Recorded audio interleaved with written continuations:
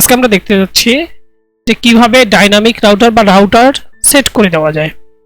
আমাদের গত দিনটা আমরা দেখেছি, এখানে যেটা দেখতে যাচ্ছেন এই যে এটা হচ্ছে রাউটার বা ডিফল্ট থেকে শুরু করে এটাই রাউটার।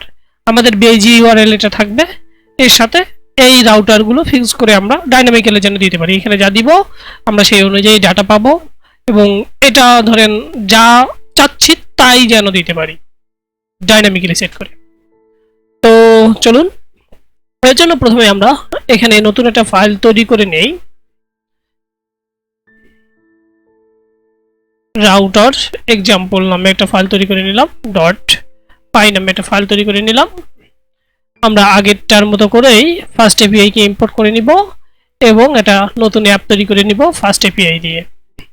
ওকে, এখন যে নতুন অ্যাপটা তৈরি করে নিলাম সেই অ্যাপটার মাধ্যমে আমরা মূলত রাউটারটা সেট করব। তার আগে এখানে আমরা নতুন একটা ফাংশন তৈরি করে নেই অ্যাসিঙ্ক দিয়ে ডেভ, তারপরে রিড আইটেম ধরলাম। এটা আমাদের একটা নতুন ফাংশন অ্যাসিনক্রোনাস ফাংশন। এই ফাংশনে রিটার্ন করব আমরা আইটেম আইডি। ওকে, এখানে আমরা দিলাম আইটেম আইডি। এই যে আইটেম আইডিটা এইটাই আসবে হচ্ছে আমাদের ডাইনামিক্যালি। ধরেন এখানে আমরা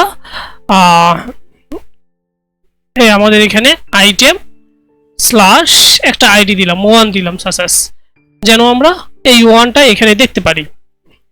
তো সেটাই আমরা এখন দেখতে যাচ্ছি।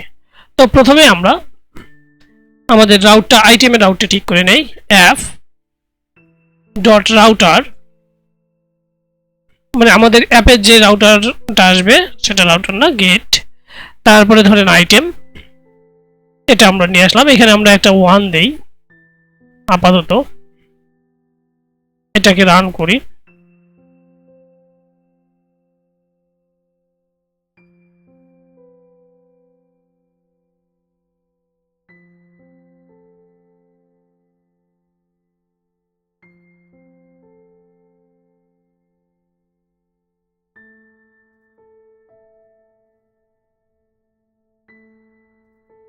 ও, এটাকে তো আমাদের রান করতে হবে এখান থেকে, এটাকে আমরা অফ করে দেই।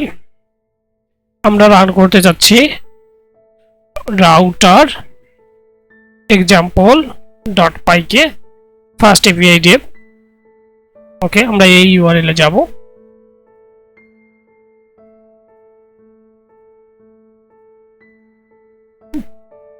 আমাদের ওই ইউআরএল আসলো, তারপরে এখানে আমরা আইটেম লিখলাম।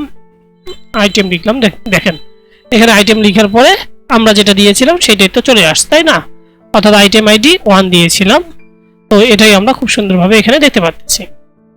ওকে, এখন আমরা ডাইনামিক্যালি একটা আইডি দিব, সেই আইডিটাই এখানে দেখতে পারবো, মানে এখানে যা ইউআরএল আইডি হবে তাই এখানে আমরা দেখব।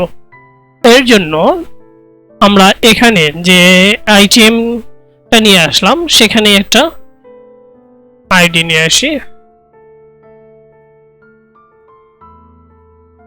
ধরলাম আমাদের আইটেম আইডি। এই আইটেম আইডিটাই আমরা এখানে দেখতে চাচ্ছি, তো এখানে দেখতে চাওয়ার আগে আমাদেরকে এটাকে এই ফাংশনে ডিফাইন করে দিতে হবে। আইটেম আইডি এটা ধরে নিলাম আমরা ইন টাইপের আইটেম আইডি আমাদের আসলো।